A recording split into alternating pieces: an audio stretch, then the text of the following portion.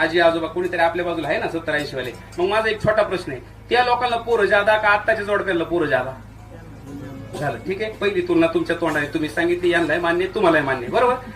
मग मला मुद्दा हा होता, पहिल्यांदा पोरं जादा होते झाले आणि आत्ताच्याला कमी.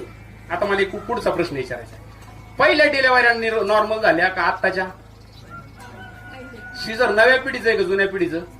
नव्या पिढीचं. आणि मला सांगा, पहिले 12 पोरं पण शिजर एकही नाही बघा बरं का. मला एक सांगा, 7 आणि 8 आणि 10 पोरं, ही म्हातारी चष्म्यावाली आजी माझ्याशी खरं बोलन, मी तुमचा नातू आहे, मला फक्त मदत करा. मला सांगा, पोराचं शिजर झालं का नाही झालं? 7 आणि 8 आणि 10 पोरं, त्याच्यात बघा बरं का. आता ऐका बरं, मजा आला. पहिलं पोरग झालं, थोडा त्रास झाला. पहिली डिलिव्हरी होती, थोडा त्रास झाला. त्याच्यावर 6 कशी झाली कळलं का? सगळी एकूण पोरं किती? 7. पहिल्याला त्रास झाला, 6ला त्रास परत. तिला विचारलं का पहिली? ती म्हणजे कौशी. दुसरी हौशी. दोन्ही भिंद्र्या झाल्या. मग 3 नंबरला बाब्या. बाब्या कधी झाला? म्हणजे मी गावताला गेले तिकडच झालं. ती आहे बरं, हे खरं का खोटं? 2 मिनिटं बोला, हे खरं का खोटं? तिला म्हणलं मग नाळ काय नाही का आपला? खुरप्यानी. ती आहे. आता दुखायला लागलं तरी लावा डॉक्टरला फोन. काय बरं, हे खरं का खोटं?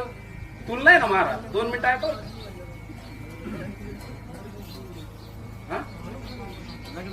खरोखर आहे ना? कोडले. अहो धन्यवाद, खरंय म्हणजे काय अडचण नाही. आता फक्त शूटिंग वाला नाही तर गुजरात. अजून जय मोदी.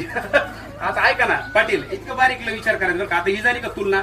आता नव्याचं बघा. तुमचं शिजर नाळ कापला, डिलिव्हरी गावता तरी तो 2 मिनिटं बाजूला ठेवा. आता जी तुमची नात आहे तिला म्हणजे दुसऱ्या महिन्यात कळालंय भाऊ मला दिवस राहिले, तिथून पुढं डॉक्टर त्या गाड्याला बसून द्याय ना, चला बरं तिच्या उद्या हाती आलंय मला दिवस राहिले म्हणजे मी आता मालकीन होणार, चला.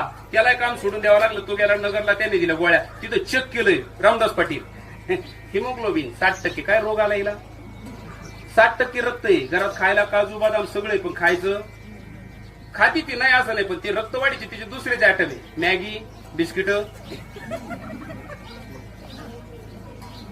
आणि रक्त कमी झालं का शिजर, आणि रक्त बाहेरून भरा का ₹1,00,000. काही येड्यापण आहे. मग डॉक्टरने दिले एवढा डबा, आणि त्या डब्याची किंमत आहे 1350. 2 डबे दिले. पहिल्या सोनोग्राफी दिवशी त्याला 7,000 भरावं लागले.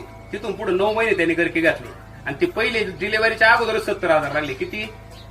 आणि आला गर्भ आडवा. त्या गोळ्याने पुन्हा ते पोरग फुगलं. त्याचं वजन झालं 3.5 किलो. डॉक्टर म्हणला नाळ गाड्यात आला, शिजरच करायला, त्याला दुसरा पर्याय करा. हे बिल झालं 90,000. किती झाले आता? तुम्ही सगळे मिटून धरा 1.5 लाख रुपये बिल आलं का नाही मला सांगा. पहिल्याला जन्माला येतानाच त्याने 1.5 लाखाला घातलंय म्हाताऱ्याला. तुम्ही पुढच्या पिढीचे हे बघा, फक्त एकच पर्याय तुम्हाला पुरं मायाकडे टाकावं लागेल, दुसरा पर्याय